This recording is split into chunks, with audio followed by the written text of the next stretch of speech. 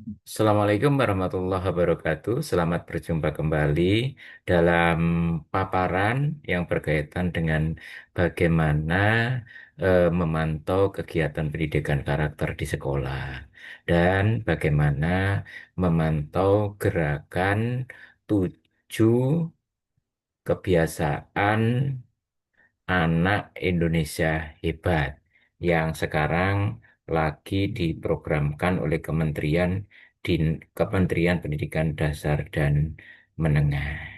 Baik, pada kesempatan ini saya akan mempresentasikan yang berkaitan dengan kegiatan pemantauan tersebut.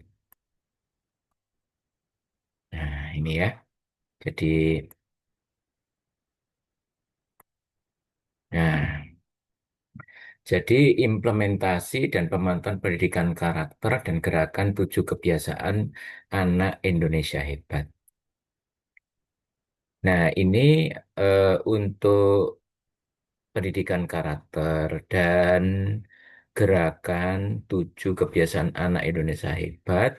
Ini sudah ada surat edaran bersama antara Menteri Pendidikan Dasar dan Menengah, Menteri Dalam Negeri, dan Menteri Agama. Seperti diketahui bahwa gerakan 7 kebiasaan anak Indonesia hebat, diantaranya yang pertama adalah bangun pagi, yang kedua beribadah, yang ketiga berolahraga, yang keempat makan sehat dan bergizi, yang kelima gemar belajar, yang keenam bermasyarakat, dan yang ketujuh adalah tidur cepat. Sementara kegiatan pendidikan karakter yang lain diantaranya adalah pertemuan pagi ceria. Nah, pertemuan pagi ceria ini dapat berupa kegiatan yaitu melaksanakan senam pagi anak Indonesia hebat. Kemudian menyanyikan lagu Indonesia Raya, kemudian berdoa sesuai keyakinan. Pendidikan karakter yang lainnya adalah dapat berupa gerakan panduan, gerakan kepanduan dan ekstrakurikuler lainnya. Nah, ini bisa dilakukan dalam bentuk gerida, dalam bentuk karya ilmiah, kemudian latihan olah bakat dan olah minat, kegiatan keagamaan, dan kegiatan bentuk lainnya. Jadi ini adalah program memperkuat pembangunan SDM melalui penguatan pendidikan karakter di satuan pendidikan. Nah, sekarang kembali lagi ke gerakan 7 kebiasaan anak Indonesia hebat. Gerakan ini sebenarnya diperuntukkan untuk menanamkan kebiasaan-kebiasaan positif pada anak Indonesia sejak dini. Jadi, untuk anak Indonesia ditanamkan sejak dini. Mendukung penguatan karakter utama bangsa dan mendukung tercapainya 8 dimensi profil lulusan. Nah, untuk kebiasaan ini, 7 kebiasaan ini dilaksanakan melalui program pembiasaan. Nah, jadi melalui program pembiasaan, kemudian diantaranya program pembiasaannya adalah bangun pagi, yang kedua, yang pertama bangun pagi, yang kedua beribadah, yang ketiga berolahraga, yang keempat makan sehat dan bergizi, yang kelima gemar belajar, yang keenam bermasyarakat, dan yang ketujuh tidur cepat. Nah, untuk melaksanakan gerakan ini berarti melibatkan catur pusat pendidikan. Catur pusat pendidikan itu meliputi sekolah, keluarga, masyarakat, dan media. Metode yang digunakan adalah metode pembiasaan. Ya, jadi metodenya adalah metode pembiasaan yang penuh kesadaran, bermakna, dan menggembirakan. Nah, ini kebiasaan. Jadi 7 kebiasaan itu sebenarnya bisa dikembangkan dimulai dari PAUD, ya, nah, mulai dari PAUD, kemudian SD, SMP, dan SMA. Contohnya di sini misalnya bangun pagi untuk PAUD bisa pukul 4 sampai 6. Nah, kalau di Kaltim berarti menyesuaikan. Kegiatannya merapikan tempat tidur atau mandi pagi. Kemudian untuk SD, bangun sekitar pukul 4 sampai dengan 6 pagi. Kalau di Kaltim berarti menyesuaikan kegiatan merapikan tempat tidur dan mandi pagi. Begitu juga di SMP, SMA, dan SMK. Sama kegiatannya. Kemudian berdoa. Berdoa atau beribadah menurut agama dan kepercayaannya masing-masing, yaitu eh, berdoa pagi atau waktu lainnya. Jadi berdoa sebelum dan sesudah aktivitas, sebelum dan sesudah makan, sebelum dan sesudah belajar, sebelum dan sesudah tidur, membacakan doa. Nah, ini sama baik yang dilakukan oleh peserta didik di PAUD, kemudian di SD, di SMP, SMA, dan SMK. Kemudian berolahraga. Nah, berolahraga ini bisa berupa senam pagi untuk PAUD ya, senam pagi atau peregangan tubuh dan jalan kaki. Kalau untuk SD, SMP, SMA, SMK sama dapat berupa senam pagi, peregangan tubuh, jalan kaki, jogging, yoga, atau olahraga lainnya. Kemudian makan makanan yang bergizi, ini sama ya, yang bisa dilakukan baik di tingkatan PAUD, SD, SMP, SMK. Makan bergizi seimbang, yaitu makanan pokok atau lauk pauk, sayur, buah, dan minum air putih. Kemudian gemar belajar. Ya, gemar belajar ini kalau di PAUD bisa memainkan permainan edukatif karena di PAUD itu kan bukan belajar ya, tapi bermain ya. Jadi memainkan permainan edukatif, permainan tradisional sesuai usia, eksplorasi pengetahuan, berdiskusi dan bereksperimen sesuai dengan tingkatan berpikir dan tingkatan usia. Kalau untuk SD bisa membaca buku atau sumber belajar lainnya minimal 15 menit per hari atau menulis catatan harian atau eksplorasi pengetahuan. Kalau di SMP, SMA, dan SMK bisa membaca buku atau sumber belajar lainnya minimal 15 menit per hari atau menulis catatan harian, berdiskusi ilmiah, atau observasi lapangan. Kebiasaan berikutnya adalah kebiasaan bermasyarakat. Ya, bermasyarakat. Kalau di PAUD bisa bermain dengan teman sebaya, menghormati keberagaman, itu eh, adalah tanda-tanda kebiasaan untuk bermasyarakat. Kalau di S SD ya di SD bermain dengan teman sebaya, bergotong royong, misalnya piket kelas, menghormati keragaman atau toleransi. Kemudian SMP, SMA, SMK bermain dengan teman sebaya, berdiskusi dengan lingkungan sekitar, bergotong royong, bakti sosial, menghormati keragaman atau toleransi. Kemudian kebiasaan yang ketujuh, ini tidur cepat. Ya, tidur cepat, tidur sekitar pukul 19 sampai 21. Aktivitas sebelum tidur, gosok gigi, membersihkan diri. Jadi ini kalau bisa dilakukan untuk anak-anak kita yang di PAUD. Kemudian untuk yang di SD, SMP, SMK, ya, SMA dan SMK. Tidur sekitar pukul yang di SD 19 sampai 21. Aktivitas sebelum tidur bisa gosok gigi, membersihkan diri, menyiapkan kebutuhan sekolah. Kalau SMP, SMA, dan SMK, tidur sekitar pukul 20 sampai 22. Aktivitas sebelum tidur bisa gosok gigi, membersihkan diri, menyiapkan kebutuhan sekolah. Nah, untuk pendidikan karakter yang lainnya yaitu pertemuan pagi ceria. Pertemuan pagi ceria ini dapat berupa aktivitas di antaranya. Nah, dapat melaksanakan senam pagi Indonesia, anak Indonesia hebat minimal 2 kali dalam seminggu untuk membangkitkan semangat dan meningkatkan kebugaran fisik agar peserta didik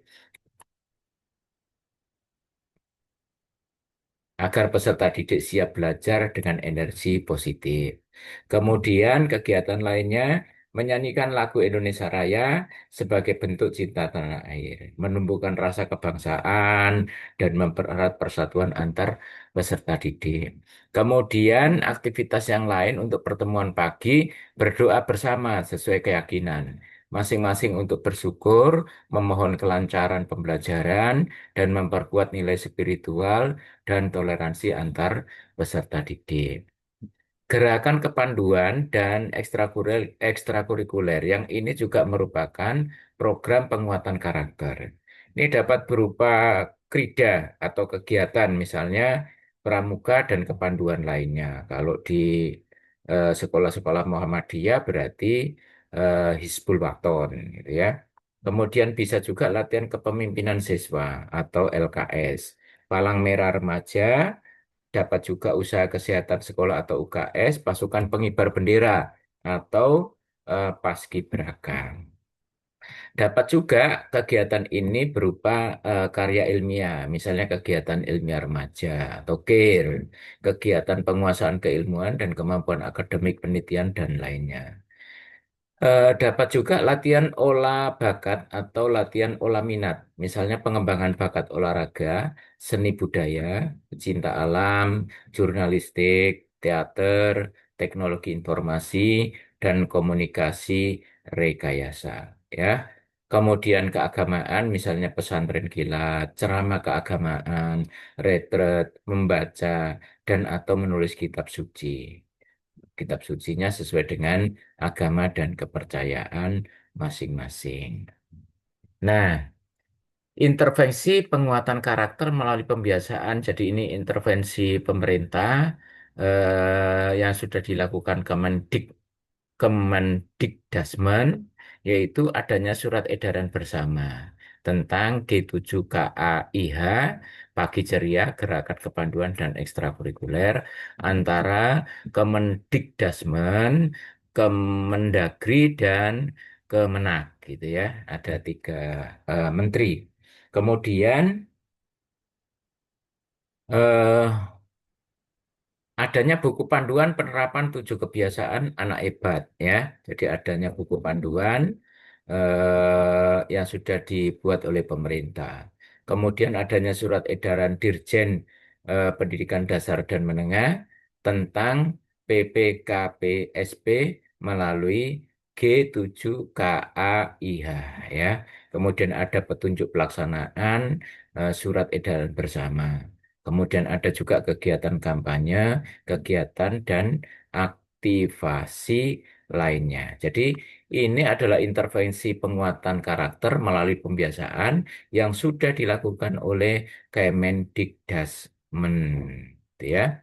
Nah, di buku panduan, kalau buku panduannya itu mungkin sebagian besar dari teman-teman guru sudah memiliki, teman-teman kepala sekolah juga sudah memiliki, ya. Jadi ini ada buku panduan gerakan 7 kebiasaan anak Indonesia hebat. Jadi ada panduan untuk guru dan satuan pendidikan, kemudian ada panduan untuk orang tua. Nah, di buku panduan itu isinya apa saja? Isinya yang pertama adalah sambutan Menteri Pendidikan Dasar dan Menengah, kemudian kata pengantar Sekretaris Jenderal Kemendikdasmen, kemudian tahapan penggunaan panduan, kemudian mengapa kebiasaan, kemudian gerakan 7 kebiasaan anak Indonesia hebat. Hal penting yang perlu diketahui, pemantauan dan evaluasi juga ada di dalam buku panduan, baik panduan untuk guru dan satuan pendidikan maupun panduan untuk orang tua. Berikutnya, pelaksanaan evaluasi. Nah, evaluasi ini sebenarnya bisa dilakukan. Yang pertama, evaluasi bisa dilakukan oleh satuan pendidikan. Minimal 1 kali setiap akhir tahun ajaran. Ini minimal ini, ya, paling paling sedikit 1 kali dalam setiap akhir tahun ajaran. Bisa juga dilakukan oleh pemerintah daerah. Minimal 1 kali setiap akhir tahun ajaran. Sama ya. Kemudian eh, evaluasi di pemerintah pusat, ya. Jadi pemerintah pusat juga melakukan evaluasi. Nah, berikutnya Evaluasi implementasi awal surat edaran bersama. Sebenarnya untuk apa namanya untuk evaluasi implementasi surat edaran bersama ini sudah dilakukan, yaitu sasarannya ke siswa seperti apa, guru seperti apa, kepala sekolah seperti apa, orang tua seperti apa, kemudian sekolah seperti apa, gitu ya. Nah, kepala sekolah satuan pendidikan,